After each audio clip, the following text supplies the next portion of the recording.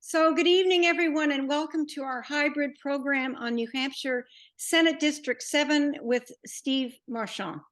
I'm Ann Garland, Chair of the Grafton County Dems, and tonight we are running this hybrid program with a whole host of people. Grafton County is co-host with Merrimack County. Chris Mueller, the chair, is, thank you, Chris, for waving, is on the screen, and David Bates, who is the member at large, is also waving. The Plymouth area Dems, Joyce Weston is chair. She's managing the in-person meeting in Plymouth. And we also have Mascoma forward, Donna Pigeon. I don't know if she's arrived yet. She is also co-host of this program. So thank you, everyone. Tom Opel, who is vice chair of the Grafton County Dems, will be the facilitator for the evening. Hope you enjoy the program. Thomas, take it away. Okay, so big thank you who's on Zoom and everybody here. Obviously, we're making a big push, and I think we have a real shot to create a Democratic majority in the New Hampshire House. And we're working really, really hard to try and do the same in the Senate. And obviously, there's a gubernatorial primary. We have two great candidates. The state of New Hampshire would be so much better with either of the two women who are running, but we need one of them to occupy the Connor office starting in 2025. So thank you for being here. The issues, I don't have to tell you how important all of the issues are about the future of democracy. We just saw what happened in Washington tonight with a new speaker who is a MAGA election denier. Just think of all the awful things, including reproductive rights. He's just bad in so many ways. So, each of these races is critical. And so thank you to the Grafton County Democrats, the Merrimack County Democrats, Mascoma Forward, and particularly our host here at the Senior Center, Joyce Weston, the chair of Plymouth area Democrats. I've known Steve for longer than I care to say, and probably longer than he cares to say. But his analytic approach, I think, is, I was an English major. I try not to do math in public. So his analytic approach, I think, is just brilliant and really, really insightful. We did a meeting like this not so long ago up in Littleton, focused on Senate District 1, which is Grafton, Tawas County. And I think we've got a real chance there, particularly with the incumbent being just so awful, just horrifically awful. And if you haven't seen the latest on Facebook, the town administrator, town manager in Littleton was attacked verbally by a woman regarding his late son, who was gay. And this woman, basically, was celebrating the fact that she said, your son is in hell. I don't know how, every time I think they can't get any worse, they get worse. So that's how critical this is. Anyway, Steve's going to walk us through the analytics on 2022 in Senate District 7 and give us some insights about 2024. And I would ask folks here tonight, both on Zoom, they're going to put questions in chat. If you have questions here, unless it's something that you really don't understand, you need to clarify, we'd like to try and hold all the questions to the end. And Steve and I have talked, and we're going to try and leave a lot of time for questions. So again, thank you all, and I'm going to run the program and let the guy who's really talking tonight do the talking. Okay, all right.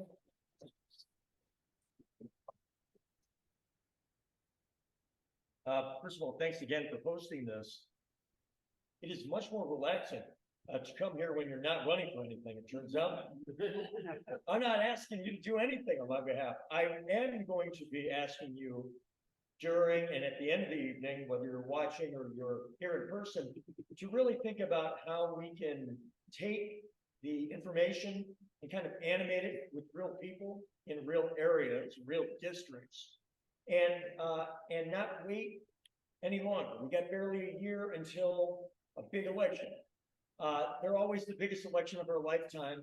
As long as Donald Trump is running, it certainly guarantees it'll be very much in the top couple most important elections of our lifetime. The stakes are extremely high. But I can tell you, as somebody who's been involved in New Hampshire politics for over 20 years, you name the role, I have played it. I've managed governor's races and run for governor. I've done municipal stuff and been a mayor. Presidential, congressional, you name it. For almost 20 years, I've been playing with numbers in this spirit, but it's only been in the last few years that I've done something more formal with it in the context of a political action committee. I call it Move the Goalpost. Just briefly, why move the goalpost? Well, I like focusing on down ballot state Democratic races. They don't get a lot of attention, though that is changing, and they're really important. And just think about a handful of additional Democrats in the state house in the last year. Take 197 with a tie, turn that to about 205. That's the difference in so many bad ideas not advancing. I mean, we found out we have somebody who didn't even live in his district up in Goalposts, who on multiple occasions was the difference in a 1-vote margin. So it's not hyperbole to say that every seat in the Senate and the House and the Executive Council makes a decisive difference on so many important issues. So the Move the Goalpost basically says, in my 50 years of being on Earth, mainly in New Hampshire, the goalposts have actually moved in many cases in the wrong direction, in the conservative direction on a lot of issues. We're more restrictive on abortion now than we were 5 years ago, or 20 years ago, or 40 years ago. On tax policy, we're worse off on education, equity, and opportunity today than we were 10 years ago, or a year after the Claremont decision first came down. We're worse on those issues than we were then. In fact, now the definition of success on the education freedom accounts is to try to limit the number of people up and up the income scale who would be eligible to take public dollars and use them for private purposes. So you can see, if we're not careful, the debate is shifting in a way that puts us on the defense. And frankly, I'm sick of it. So I've done what I can in different hats. This is the latest one. And it basically says, let's take all that data to another level. Let's have a lot of opportunity to think about what it's going to take to maximize wins. This is about one thing: winning. The late owner of the LA, now Las Vegas Raiders, Al Davis, just win, baby. That was his motto.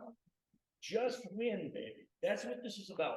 And it starts with understanding where the next dollar, the next man hour, the next mail piece will make the greatest marginal difference. The greatest marginal gain for every additional dollar or hour we spend.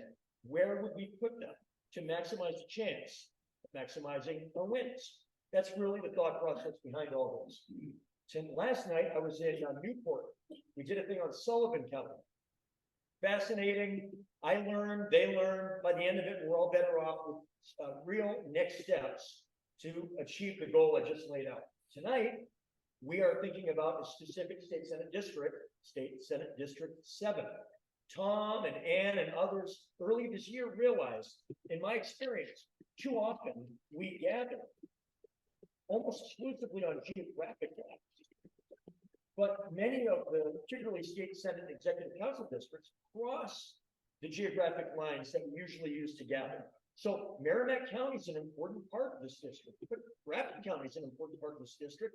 There's even a town in Sullivan County that's part of this district. So getting folks together across geographic lines, I think it's really important to think strategically about these state Senate races. So, okay, hopefully you guys can hear me okay, good.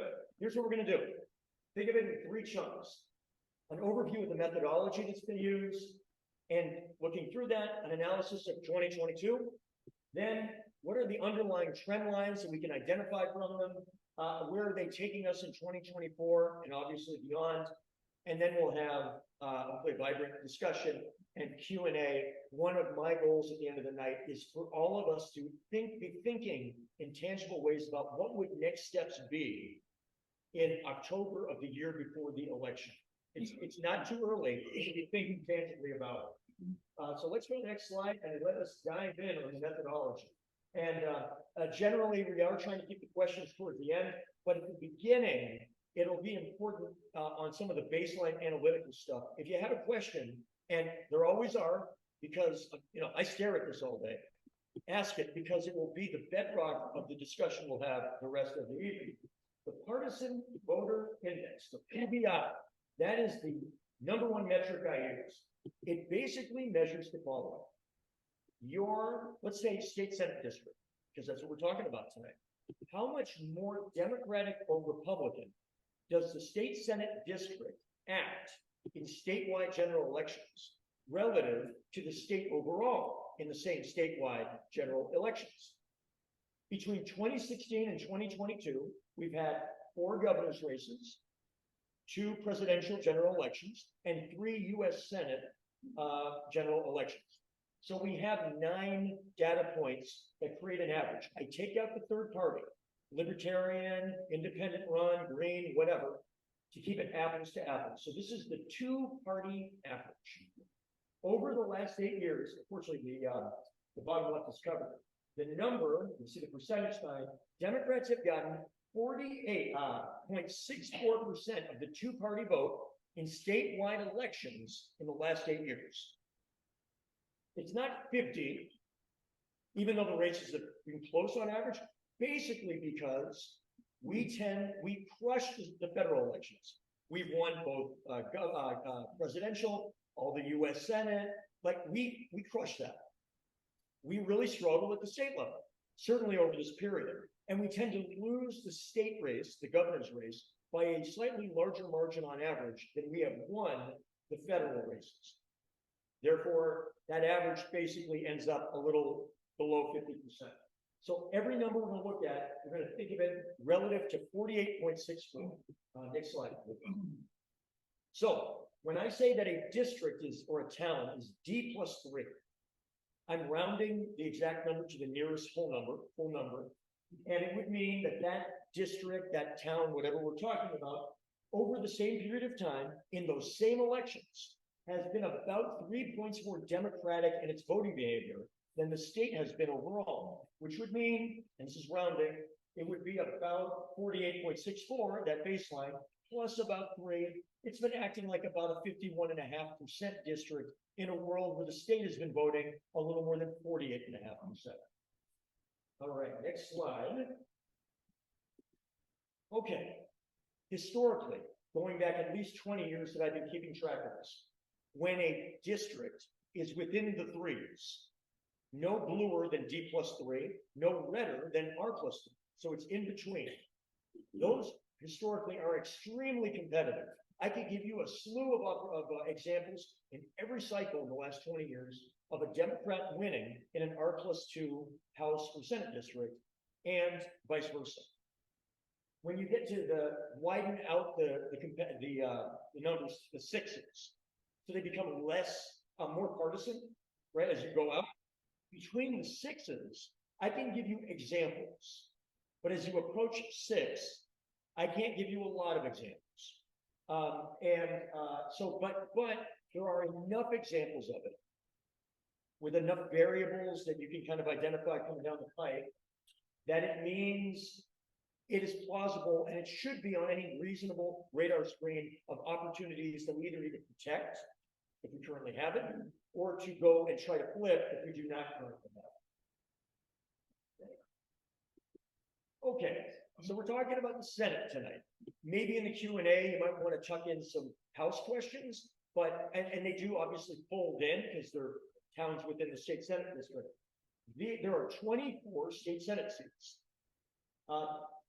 So the further to the left, the deeper the red, the bigger the PVI in the Republican direction. The more on the other side, the more Democratic it is.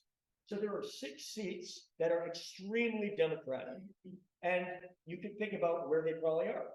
The Portsmouth-Durham district, the Concord-based district, the Keene-based district, the Hanover-Lebanon-based district, the most Democratic part of Nashua, the most Democratic part of Manchester, basically.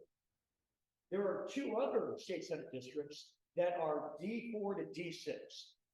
They're pretty safe, but if you had a big Republican wave year like 2014 or like 1994 was sort of, or 2002, 2010, some really nasty years for us, those seats would be in serious jeopardy for us. The good news is that those two seats happen to be in districts that are galloping towards Democrats.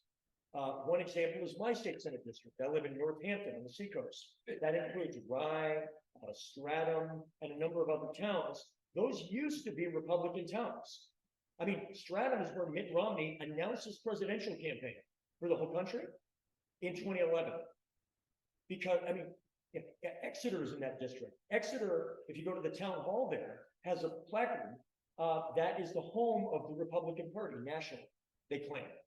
It used to be really Republican. All those towns did. But it is moving as it becomes higher education, higher income, more suburban in nature. That's sort of the name of the game that will come up a few more times tonight. It is galloping by a point to point and a half a year at this point in a Democratic direction. So we basically are pretty much, we have 8 seats that we can feel really good that we're going to win in all but the most catastrophic years politically.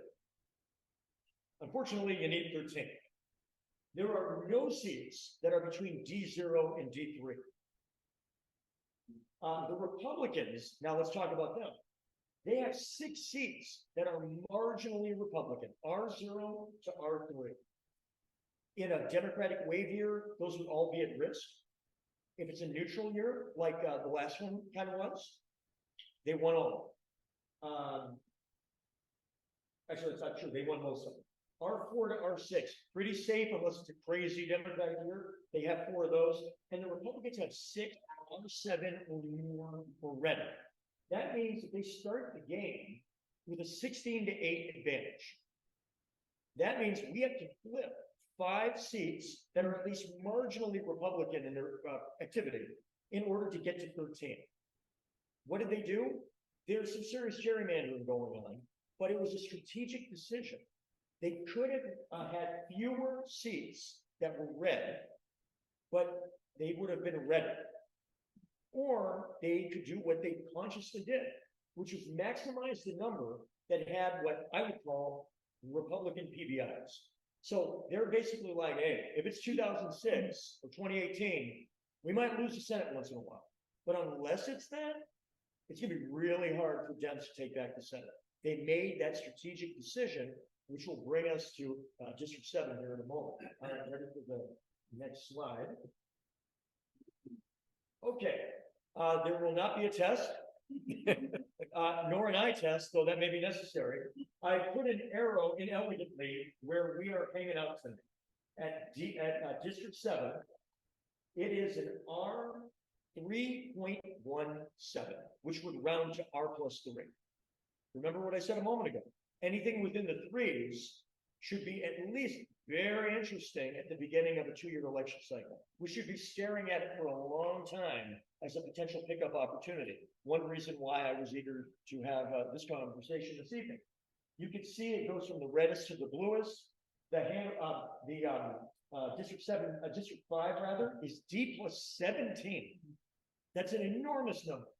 And you can see we have a 17, a 16, a 13, 11. Those are unbeatable numbers. The Republicans only have 1 double digit on their side, R+11 in Salem and Pelham. Pretty tough place. And then they have a bunch of them that are between R7 and R9.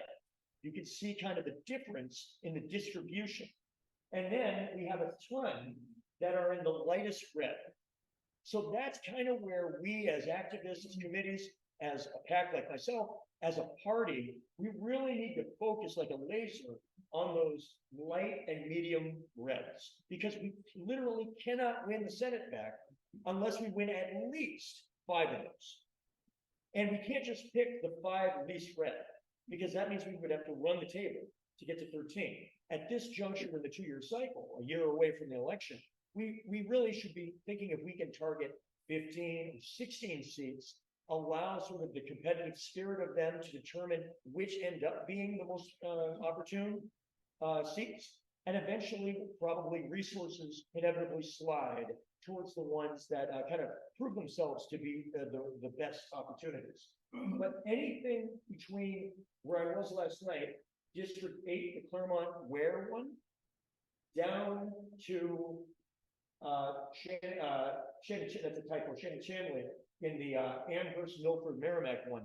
That's where we got to be hanging out. And you can see District 7 is like smack down at the beach.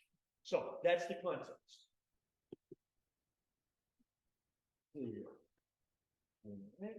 So one question that folks may have, let's see, is why do the Republicans have this structural advantage? Ready for the slide, I'm sorry. Sorry. Yeah. Okay, there are three basic reasons.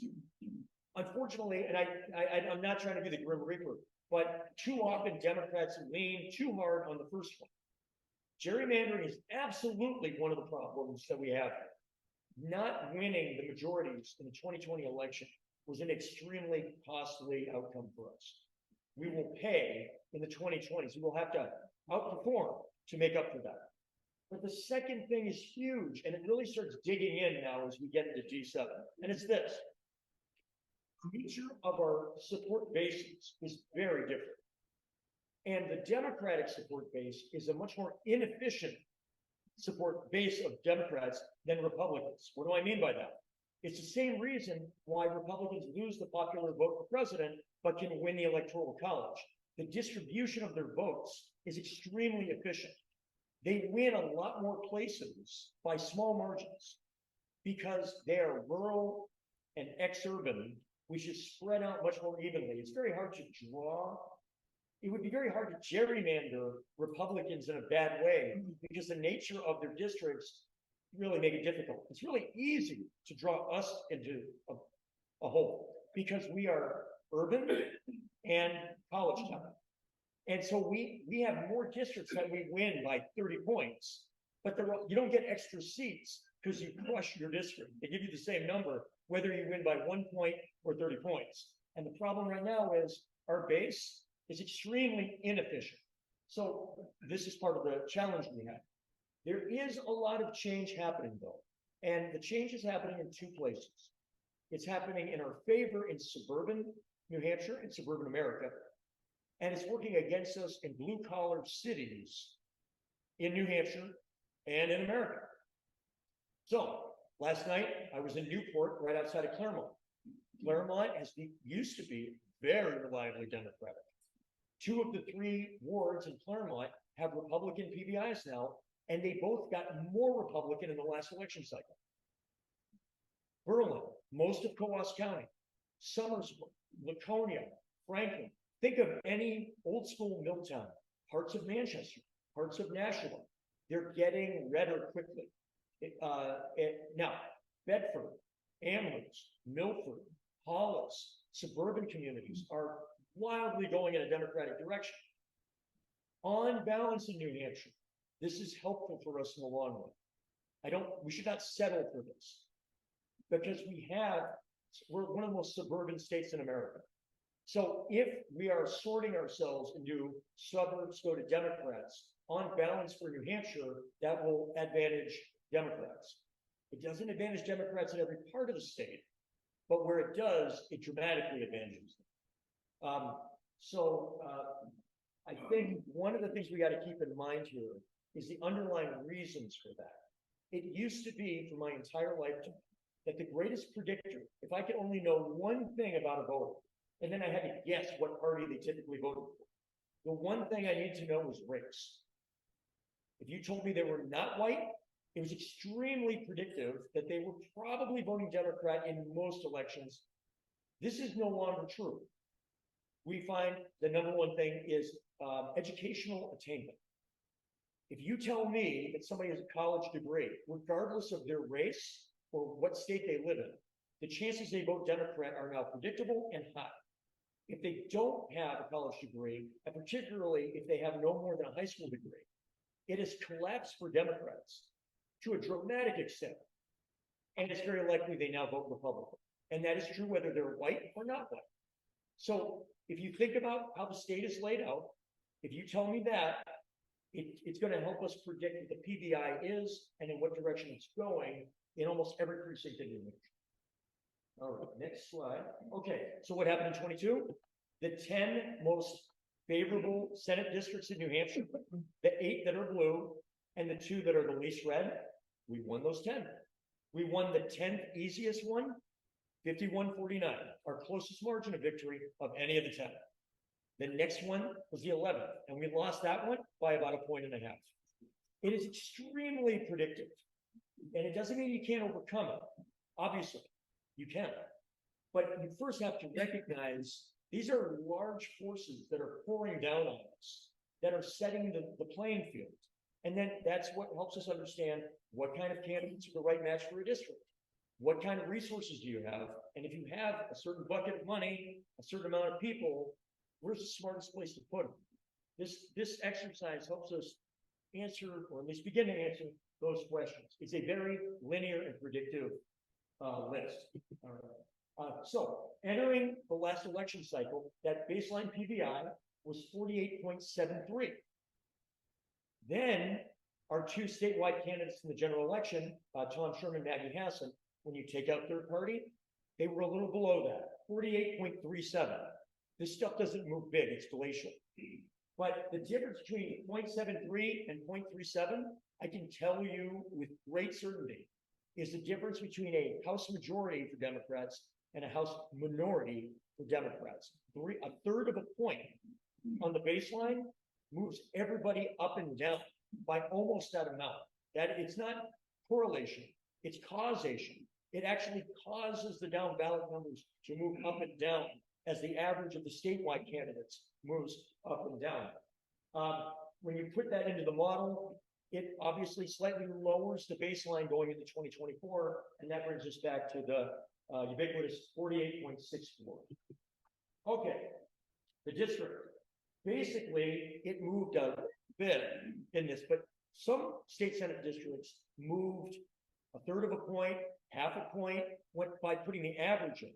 So, I mean, it's obviously a big difference if it takes a lot of data and you add a little more data, and yet it has a big impact on the average. So these are, in this case, it did not do that. It moved by about 1/10 of a point in 2022. In other words, in District 7, generally speaking, it acted almost exactly as the model would have predicted it would act.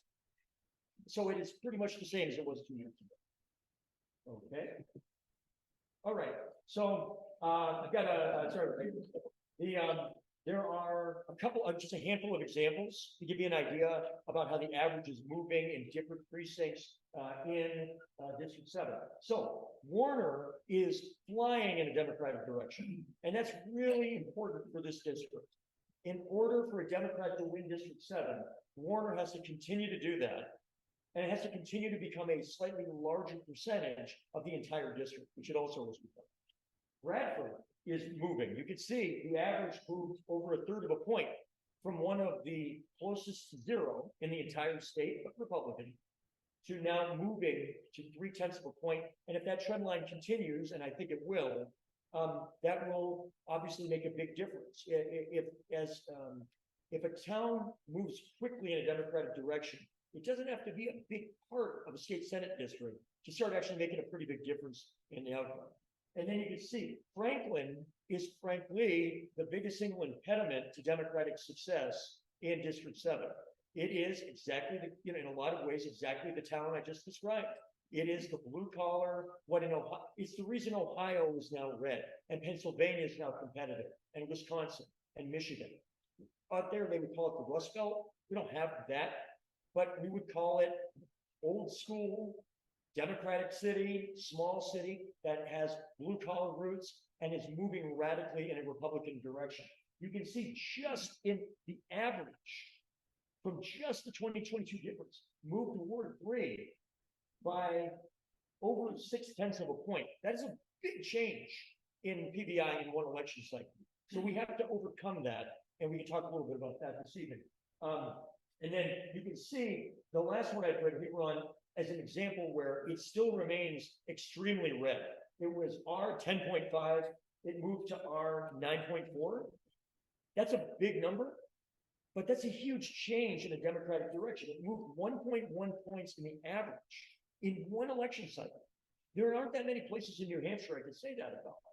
And so a lot of the strategy of this is on the margins. I'm not going to lie to you and say that Hebron is going to become a Democratic performing town in 2024. That's, if you want to be credible, you have to tell it like it is. But do I think that it could move another point or so in the next election cycle? Yep. And if it does, that makes a pretty big difference when you see the accumulation of these differences. Okay. This is more for reference, and we'll probably get back to this more in the Q&A. So this is a list of all of the precincts in District 7 ordered by the percentage of the district. So the town of Hillsborough in Hillsborough County is the single biggest precinct in District 7, but it's less than 10% of the district. This is the only state Senate district in the entire state that has no precinct that's at least 10%. So that creates unique challenges. If I told you it was an R+3 district and 60% of the district was a city, or a collection of wards in a city like Nashville or something, then there's a certain set of strategies you could begin jumping into, because you'd have the efficiency of scale in a very small place, geographic place. We don't really have that here. But what I will say is, you can see the colors. The good news is, generally speaking, the reddest precincts, towns in the district are also the smallest ones, which is not atypical. Last night, we had the exact same thing happen in District 8. Remember, where do Republicans dominate? Typically, in more rural and small town America, where do they struggle? They struggle in the communities that are suburban or college town, the ones that are moving into a higher education, higher income bracket. So Henniker and Warner are critically important towns to competing in this district. Once upon a time, those were Republican towns. And if you think about who is moving in, look at the median cost of a single home sale in Henniker or Warner. They're flying. The higher that number gets, the more predictive that Democrats are moving into that town. I'm not making a values judgment about whether that's good or bad. It's just simply what's going on. So if you look at the 4 biggest towns in the district, Hillsborough, Henniker, Warner, Tilton, they more or less cancel out. So and those 4 together represent about 30% of the district. So the 4 biggest towns in the district are about 30% of the district. And when you average them out, it's kind of like a zero district, a +0. Which means that anything we do to keep nudging Henniker and Warner in the direction it's already going is going to turn that into a net positive for Democrats, which will help us, because we're going to need the help when we get to the smaller communities at the bottom, as well as the city of Franklin. You'll notice Franklin Ward 3 is that middle red. It's about 8 on the way down. It's R+5. Keep going, Ward 1, R+4. Keep going, R+3, the 3 different wards of Franklin. Together, they make up about 10% of the district. So one thing that I do here, and this is an important point to make, and if there's one thing I want you to remember about tonight, it may be this. The number one factor that will determine the probability of a down ballot Democratic candidate winning in 2024 will be the level of competitiveness of our gubernatorial nominee against Kelly Ayotte a year from next week. You notice I'm using very precise language. I didn't say the Republican nominee. I said Kelly, because it's going to be Kelly Ayotte. And we need to acknowledge that. We also need to acknowledge that she will be formidable. I did some work when she ran for U.S. Senate in 2010. I knew her when I was a mayor, and she was a nascent attorney general. We are kids similar age, and we bumped into each other a few different times at Whalestown, up north of here and stuff. Like, I know her pretty well, and I'm not going to demonize her as a human being. And I don't think that's going to help either, by the way. And I could give you polling that would show that it wouldn't help either. All right? But what I will say is this. If the voters see Kelly Ayotte as a 5th term of Chris Sununu, we got a problem. We got a big problem. If they see Kelly Ayotte as a different, as a more typical Republican, as Tom was saying earlier about the new Speaker of the House, with values that don't look like, not just folks in a room like this who are clearly Democrats, but they don't look like the average person's values, certainly in New Hampshire.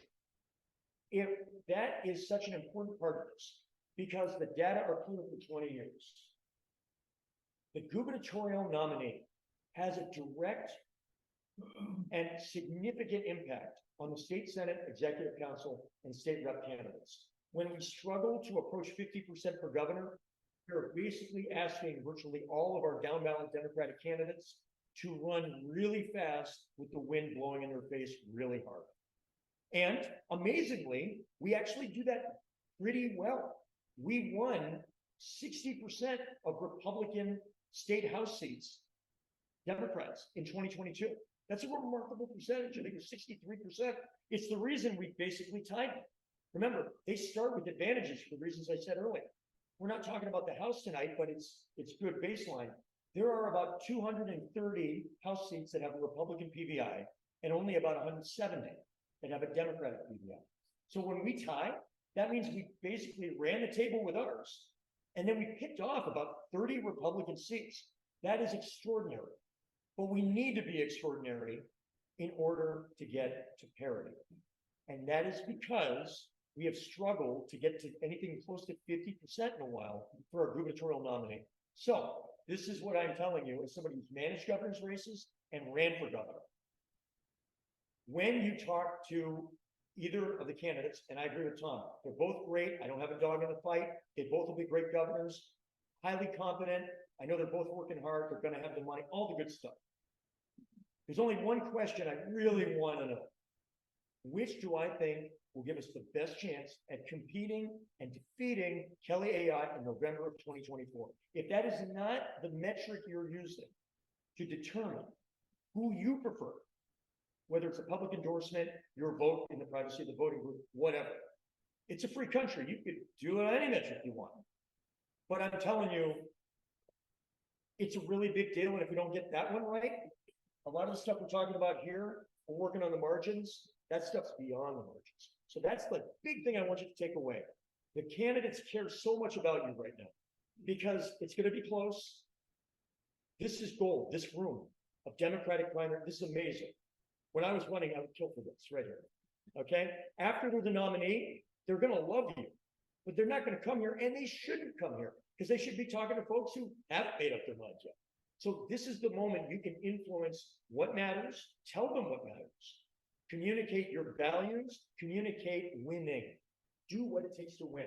So if you look at this across the board, Democratic percentage for governor in the two-party, I'll take the town of Hillsborough because it's the top one. We got about 38.5% for governor. Then we got 48% for U.S. Senate, 49% for Congress, 44% for Executive Council, 43 for State Senate, 44 for State Rep. In every place, what you see is the same pattern. Depressed governor number, spike for the two federal races, Executive Council, people don't even know what it is.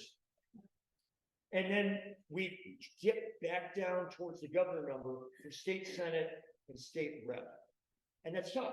It means that they can't overcome the gubernatorial number. So the key to all that data up there is we got to flip that pattern by making that first candidate column, Dem percentage for governor. Those numbers need to be looking a lot closer to 50. That's going to make those numbers get a lot closer to 50 before we even talk about strategy. And we get back to that for specific towns in the Q&A. Okay. Kind of touched on a lot of this. Only Senate district, no precinct, 10%. The four biggest towns I mentioned are 30%. They basically cross each other out. And frankly, this is our biggest challenge in the near term to winning this district. Okay. It is in some districts, it's very easy to in pithy fashion, put the parts of the Senate district in a set of buckets. Not so easy here. So think of, there are communities that are moving into one of two progressive spheres. So we have progressive spheres around the state. And they usually have an anchor community. So like Portsmouth on the seacoast, Concord in that part of the Merrimack County, Lebanon, Hanover, King, You get the idea. And then eventually what happens, almost exclusively because of home values, is that eventually it leaks out into the suburbs. And those suburbs are radically moving towards Democrats. So Manchester has been pretty Democratic for the most part, but in a kind of blue collar way. Bedford used to be R+12. It's now R+5. That's why we have 2 seats in Bedford. The first time we have 2 seats in Bedford since at least FDR was president. And that's not going to change. It's going to keep going that way. Amherst, Milford, Peterborough has become a lotus point for progressives. And so now the towns between Manch and Peterborough are getting swallowed up by folks that can't afford to live in Peterborough or Manchester area. And they're so like Wilton. It just eventually it eats itself. We see the same thing like in Conway, which has now become an extremely Democratic community. Conway's getting expensive to live in. So what are people doing? Tamworth is one of the fastest moving Democratic towns. It's a gorgeous little town. People are moving to Tamworth whose lives are in Conway. And we could do this everywhere. Northampton used to be Republican. People from Portsmouth moved to Northampton. Like me, my family, Democrat. Now we're in Northampton. Democrats now win in Northampton. Exeter, Stratton, same thing. This district is unique because you kind of sort of have 2 lotus points like that, but neither of them are actually in the district. In fact, we can include Plymouth and sort of say that there's a triangle swimming around it, but none of them are in the district. So you have Upper Valley, people are moving down 89 and then shooting off of it to the rural parts, and you can see the numbers flipping quickly. Then you have Concord, where people go, they can't afford to live in Concord, so they move to Hopkinton. Try to buy a house in Hopkinton. That's not happening. It's not happening. So now they move to Henniker. Okay, well, guess what? Henniker's getting expensive. So you could see, and then you have Warner kind of swallowing it on the Upper Valley side, and it's kind of collapsing in the same way I'm describing. So those towns, Henniker and Warner, are changing very quickly and are to our benefit. And that's what makes this kind of an interesting district. Without that, it might be out of play. There are a lot of other Merrimack towns like Andover, Sutton, Newbury, Boston, Bradford. They're all swimming in the same place. Some of them are R+3, some of them are D+2, but what they're not is static. They are moving in directions, and again, in the long term, generally to our benefit. So you have 3 kinds of buckets in this district. You have the progressive sphere that I just described. You have retirees who tend to be higher education, higher income, and at least at this point are voting for Democrats a lot more than they used to. And then we have rural, which are dominating with Republicans. These are all generalities. There are exceptions, but it's general. And so there are these flashes of 3 different kinds of voter. 2 of them are moving into town. The rural have generally always been here, and there's a cultural collision there. So the reddest of Grafton has been put into this district. 15% of D7 is in Grafton County. But it's an important 15% because of the redness of them. They're not big, but they're sufficiently red that they dent the results. All 6 Grafton towns that make up the 15% have Republican PBIs, and 5 of those 6 Grafton towns in this district have a PBI of at least R+7. They're tough. They are tough towns. There is some evidence that a few of them, Bristol and Hebron, are moving in a Democratic direction. I'm not saying they're becoming Democratic, but that they're becoming less of a short-term political challenge. And again, on the margins, every time we move a point in the right direction in any of these towns, it's making the whole thing easier. Okay, Franklin, we're going to talk about Franklin. It's about 1/8 of the district. 3 precincts, 3 wards. The PBIs I mentioned, they vary between about R+2 and about R+5.5. There are red. They are generally getting redder. And given that it's 1/8 of the district, almost as much as all the Grafton towns combined. It's kind of a problem. It's very similar, as I said earlier, to a lot of the blue-collar urban centers around the state and the country. And it is probably the single biggest barrier to a Democratic breakthrough. All right, let's see here. Okay, town of Hillsborough. When I have been either managing races or have been running, I have personally found the town of Hillsborough to be one of the most flummoxing, decent-sized communities in the entire state. There is a blue-collar ethos to it. There is also some evidence of what I described about the real estate market, because it's sort of got the Henniker college town. You can get more house in Hillsborough than you can in Henniker. So you're beginning to see changes in real estate. So it's in between Henniker, which is becoming quite Democratic, and Deering, which is really Republican. And it acts like it's in between Deering and Henniker. And as I said, one other thing, and this is hard, it's more research to be done. There are certain communities that appear to have particularly low information voting electorates.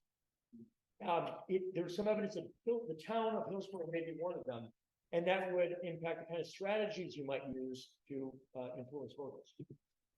So we bring to the final, and then we'll get to Q&A, questions that at least I want to put out there. One, how do we maximize gubernatorial presence and connection to the region, and the district in this case, over the next 13 months or so? And by presence and connection, we cannot wait for our gubernatorial nominee, understanding we won't know who they are for another 10 months. They can't wait in these swing districts to introduce themselves and their brand until after the primary. If we're thinking holistically, we need the brand that they're trying to develop for a general election victory to pierce into these important state senate districts now. Part of that is they need to campaign here and in similar districts. As somebody who's managed and been a candidate, easier said than done. You have a ton of competing pressures, but what I would argue for this particular district, I can make a pitch to Joyce or Cindy that, hey, while you're doing another event in Plymouth or Hanover or Concord, or even increasingly Warner and Henniker would sort of be destinations for a Democratic primary candidate. Can you do a little bit in some of these towns, particularly ones that show evidence of being open to a candidate? What are the characteristics of an ideal state senate candidate for District 7? This is an important discussion to have now. I don't know if back in the 90s, what color is your parachute? It was about how folks can figure out their career. The philosophy of the book is basically this. This is pre a lot of the technology we have today. Most people start looking for a job by looking for the places that currently have an opening. The argument is you should start by looking in the places that have the job you would most desire, irrespective of whether or not they are posting an opening at the moment. That's how I got my second job after grad school, is I basically barged in with a resume and a half hour and talked to an auditor. I used to audit city, county, and state governments for a living. I'm an MPA. And they didn't have any openings. And 7-8 months later, out of the blue, I got a call from the number 2 guy there saying, well, that was good. You want to come and work for us? I knew when they called the interview. We did the interview. We just did it 8 months ago. That's how we have to think about state senate candidates. Don't begin the conversation by, well, who's available? Begin all of these by saying, given the data, given what we know on the ground and on the spreadsheet, what would the profile of an ideal candidate? Where would they come from? What would their personal narrative be? These sort of questions. And then you start going, anybody in the room know somebody that might fit that? And then you work down the list like that. So don't start with what's available. Start with what's ideal.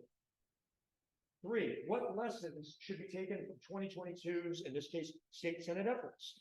That can be part of the discussion today and clearly going forward. Both the good things that should be replicated and the things that can be improved upon.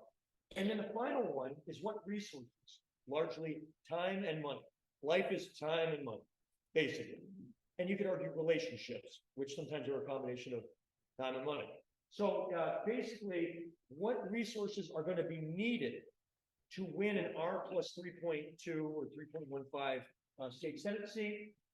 What candidate will we have? What resources will she or he bring to the dance?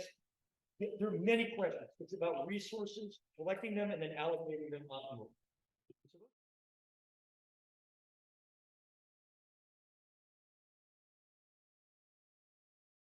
Way.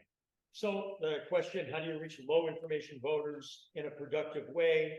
disproportionately, again, we're speaking in generalities, it tends to be more of a rural question. It's either a very urban question or a very rural question. This is not a suburban question. So the not satisfying answer is, it's not through nuance. It will likely be through relationships.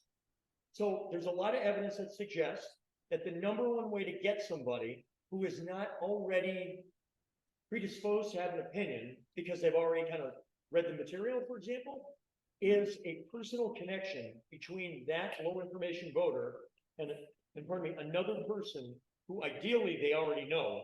But if you don't have that, somebody who has significant skills, interpersonal skills in making that connection and has some connection to the community or some element. I'm being broad because the specifics of the person or the neighborhood or the household would affect the specifics I'd give you in that case. It is person to person. Piece of data that I've seen many times over the years. Generally, the second most effective way to take a neutral voter who does not have a lot of information and move them towards you would be a piece of direct mail. The average piece of direct mail up to a certain element where it flattens out adds a half a point to a point of performance per piece to that low information household. That's the second best. The best is a personal knock on the door that leads to an actual conversation. That's an 18 to 20 point increase. So if the second best is maybe a point and the best is 18 to 20 points, it should tell you, and by the way, everything's lower, right? Third place, we don't even want to talk about tonight. It's time intensive, but the value is high. I see a hand, yes.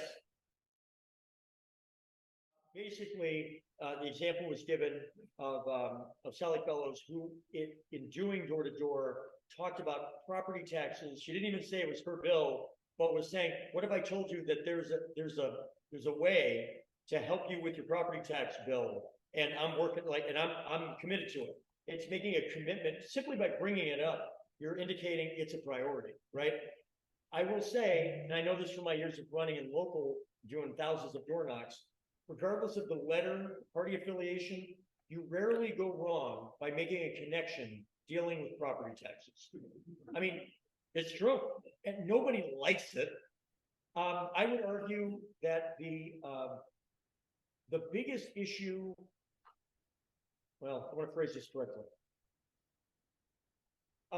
Abortion as an issue is sort of hanging out there in a way that clearly has been working for Democrats' benefit because unfortunately it's become a crisis. But it works with a certain percentage of the populace. The issue that I think is growing, and that depending how a couple of Supreme Court decisions, one by our friend Steve Rand has his name on one of them, that has the potential of blowing up the issue into a very top of the ticket issue, is education funding, education spending, the education freedom accounts, which there's some elements of it, but you can see it piercing in some local elections and some isolated state rep elections. But I think most New Hampshireites aren't terribly aware of the education freedom accounts. There is a simple narrative that basically says there's this pretty radical idea that's become law that takes your public dollars, in effect your property tax dollars, and it's having the effect of pulling them and giving them for private, for homeschool, parochial school. Indeed, the vast majority of the people using it already were out of the public school system. We're simply giving them a rebate on money they were already dedicated to spending before the program even existed. The upshot of that, your property taxes have to go up more to make up for the deficit that's created by this program. The other thing is, or we have to denigrate the quality of the public schools in your community. That is the choice advocates for EFAs have put to every local property tax payer in New Hampshire. Higher taxes or lower quality public schools. If that's the choice, I wouldn't vote for somebody who's making that your choice. And if these two education lawsuits going away, as they may well go, that say, hey, state, once again, you have not provided adequate funding legally. You're going to have to do something about it. It's going to force Cindy and Joyce and Kelly and state candidates up and down the ballot to at least have an answer, not a 7-point plan, but at least people are gonna be asking you about it. It's gonna come up. I think the EFAs have a chance because you can connect them to property taxes of being this real kind of anvil around the ankle of a lot of Republicans running in 2024. I was just gonna say, the other thing to add on that, I found in Canaan, in my town and other parts of Grafton, is even among people who question the amount of money that's being spent on public education, and we all know some of them, but even they, when they hear there's no oversight on EFAs. If you hand a parent a check for $6,000, they could get down to Connecticut to the casino or go to one of Andy Sanborn's casinos and blow the $6,000, and there's no oversight. Nobody checks on that. That drives even conservatives who are not fans of public education. It drives them nuts. It's a killer argument. So I think. So basically, I made it sound sort of inevitable or rigid or macro, like what can we do here, about the sort of these big blocks of the electorate. One of the things that came up last night, we had a lot of blue collar Democrats in the crowd in Newport last night from Claremont and surrounding areas. They see in real fashion the trends that are on the spreadsheet. They see people that used to be Democrats in their ward in Claremont that have become Republicans. I am related to many people who used to be open or supportive of Democrats and have moved towards Trump and the Republican Party. One close family member was a fan of Bernie. When Bernie lost the primary, he voted for Trump in 2016. He voted for Trump again in 2020. I asked him, as I could, you know where I'm coming from. So where, like, all the baggage, the legal stuff, the not voting in your economic self-interest, And this person looked at me and said, here's what you're not understanding. And I think we need to take the following seriously. Yeah, I'm with you on that. He's not a good person, and it's an embarrassment, and it's an impediment, like the whole legal, all that. Like, they see that. It's not like they don't know it exists for the most part. But there's something even more primal and fundamental than your economic self-interest. It is a feeling when there's a politician or a party that acknowledges your existence, and another one that increasingly does not acknowledge your existence. Your existence, your base identity, is the most primal part of how we interact with others and how we vote. We vote in primal ways, and then we work off of that, which kind of gets to the question of how do we move people? Well, if people are voting in very baseline ways that I don't disrespect, it's legitimate. I don't agree with how they get where they go, but I appreciate the importance to identity. Look, when I ran for governor in 2018, we did polling for a general election as well as a primary. Like, we did some general election type questions. There were certain things we were trying to figure out. One of them that we found, my signs had a fleur-de-lis on it. That was not a coincidence. I'm a dual citizen. My last name's extremely French Canadian. My folks are both immigrants from Quebec. I grew up on the west side of Manchester. Neither of my folks have a high school degree. Carpenter, worked at the Pandora Mill. It's exactly the French Canadian immigrant experience. More than 1 out of 6 New Hampshireites still identify as French Canadian. That number used to be even higher. We found French Canadians used to be among the most democratic, reliable Democratic voters in New Hampshire. What we would call ethnic Democrats. They're French Canadian, but I could have also said Irish, Greek, Italian, FDR, JFK, Catholic. That cohort, a very low percentage with more than a high school degree, that cohort has evacuated the Democratic Party. Pre-Trump, it was already going there. Trump understands it. He presses the buttons correctly for that goal, and he has accelerated a trend that was already happening. A lot of it is identity. And what we found in the poll was, even though I was the first person, governor candidate that wanted to legalize cannabis, and the first one that wanted to codify Roe v. Wade before everything hit the fan, and a lot of other stuff where I'm pretty liberal. It didn't matter when we gave French Canadians that, who were moving Republican, when I gave them that information and then said, what do you think? And they're like, French kid named Marchand with an aunt in Pittsburgh, New Hampshire. And, you know, like French is the first language of the house. I'm in. You know why? Because I look like them. My name sounds like them. They have met, I got baptized at St. Marie's on the west side of Manchester, even though I'm not really a practicing Catholic at all. That doesn't matter. It's identity. There are so many people that right now look like they're rigidly red that are not. It's simply that we are reaching out to them, or not at all, in ways that have no chance of connecting. These are people that used to be Democrats. It's not like it's a mind-blowing idea that they could vote for a Democrat again. They did, probably for the majority of their adult life. And then they left. It's sitting there. So I think it's not as rigid, but we have to think about that in candidate recruitment, in the way we communicate. The worst thing you can do is be inauthentic. You want to know what wouldn't have worked in the polling? If I told them I wasn't strongly pro-choice. Because it would have been inauthentic. It would have been a lie. It would have been easy to find out I was lying. My opponent would have revealed that I was lying. And then not only would it have pissed them off, they would have been like, what else is he lying about? It would have invalidated all of what I was bringing to the table. Authenticity, they'll disagree with you, but if they believe that you connect with them and you are authentic in your beliefs, it's crazy how much room there is to run. The flip side works too. There are a lot of folks voting Democrat right now that we shouldn't just assume will now vote Democrat for the next 20 years. We have to continue to cultivate our own voters. And those suburban Democrats, they were voting Republican since Reagan. They voted for Romney. They liked Obama. Trump freaked them out. They're voting 58-42 kind of suburban Democrat, particularly women. But that's not a gimme. If Trump were to not run tomorrow and Nikki Haley was the candidate, we would have a problem with that part of the electorate.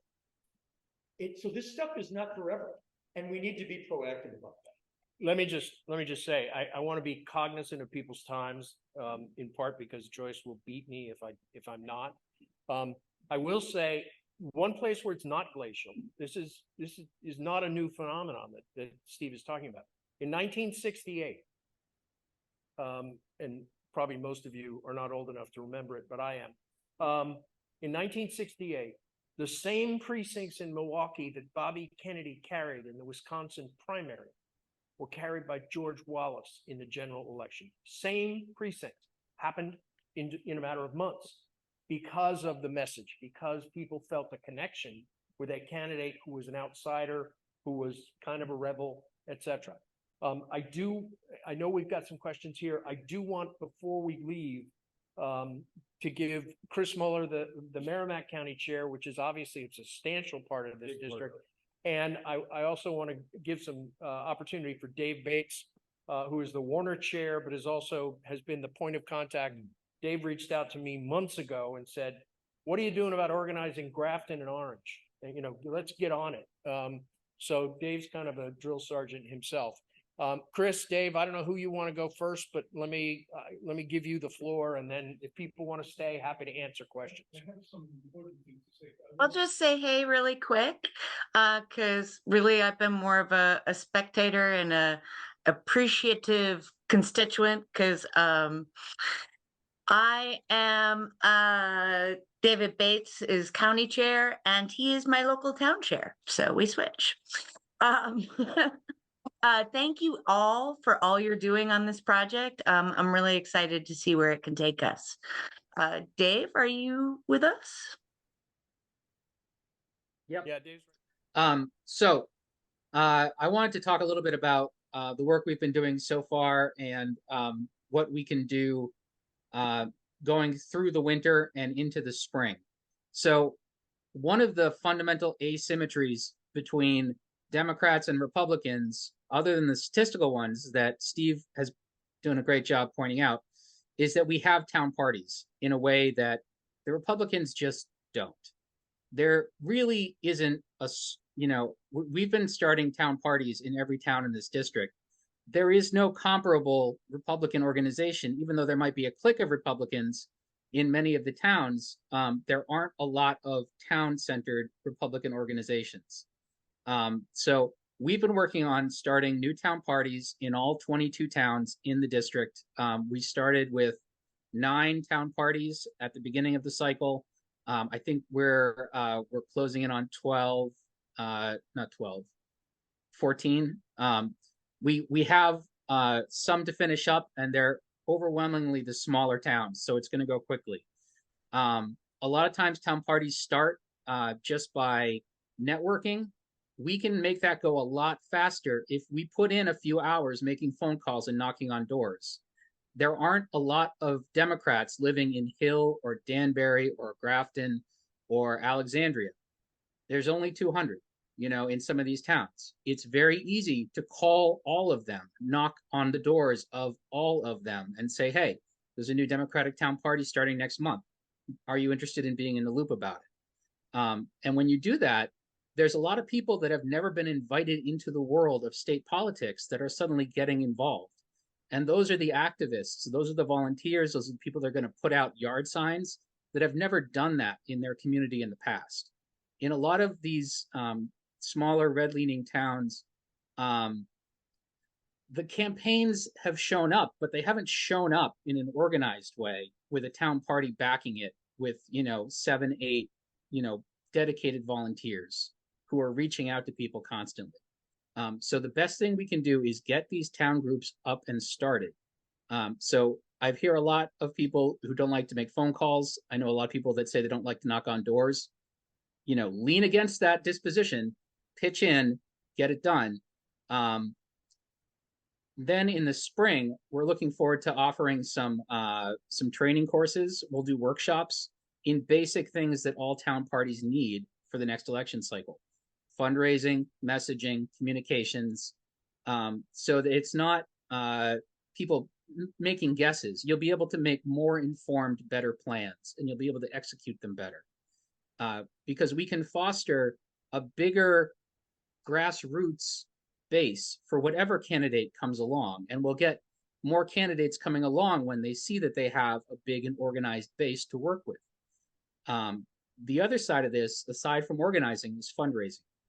So we talked with the state party in the beginning of the last cycle, last winter, and said, we need to start fundraising for this race now because it's a 22 town district. It takes some money. Our competitor, Dan Innes, has a lot of business connections. And by the way Dan Innes has operated is he gets donations from certain business interests, and then he files bills for them. So it's very coin operated. It's not grassroots at all. Dan Innes is not spending his time at Bristol city planning meetings. He is not a grassroots person. So the fact that if we can create a grassroots organization, that's a good foil for someone like Dan Innes who just parachutes in with a bunch of money and buys ads in local papers. But we need to get together some money ourselves. With 22 towns, if every town just held a little fundraising dinner and raised $100 or $200 and then combined that, it adds up really fast. So we can leverage the fact that there are town committees fundraising. We started an account in Warner that other people from other towns are contributing into. We started a $5 a month citizens fund so that you can just sign up and make recurring donations. But when you sign up, the point is that you'll make recurring donations through 2030. And we're already to the point where we're making almost $9,000 per cycle for the Democratic candidate. If 50 more people signed up, we would be having very close to enough to just write a check to the Democratic candidate as soon as they're nominated. And they have a campaign manager through the election, which is important in 22 towns. So you can sign up for the Warner Citizens Fund. You could make donations to it. Maybe Ann would be good enough to send out a link to it after the meeting. I just put it in the chat. And then we're also going to work on a little bit of peer-to-peer fundraising this spring, where you just sit down and have a cup of coffee with someone and ask if they can make a donation. Because one of the things we need to do is raise the profile of the race. The problem with a lot of these races is because it's over such a large area, it's really happening nowhere, and it's no one's first priority. We need to sort of accentuate this a little bit for the activist base in our towns so that they buy in. They're the ones that are going to come to the events when the candidates have them. They're the ones that are going to knock doors and put out yard signs.